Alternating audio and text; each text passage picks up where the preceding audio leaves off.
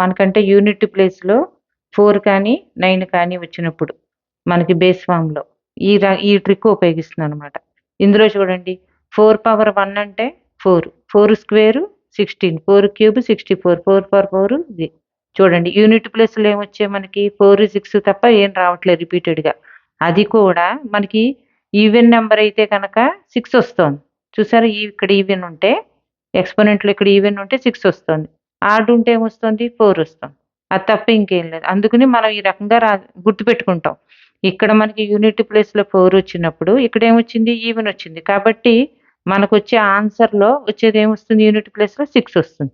Okay. ఇలా చూసిన వెంటనే మనం గుర్తుపెట్టేయొచ్చు. ఇక్కడ చూడండి 9కి కూడా అంతే. 9 పవర్ 1 అంటే 9. 9 స్క్వేర్ 81. మళ్ళీ అదే రిపీట్ అవుతుంది. 4కి 9కి కూడా ఆడ్ వచ్చినప్పుడు సేమ్ మళ్ళా 4కి 4 వస్తుంది. 9కి 9 వస్తుంది. ఈవెన్‌కి 6 అంటే 4 స్క్వేర్ గుర్తుపెట్టుకోండి. 9 స్క్వేర్ గుర్తుపెట్టుకోండి. చివరి 81 1.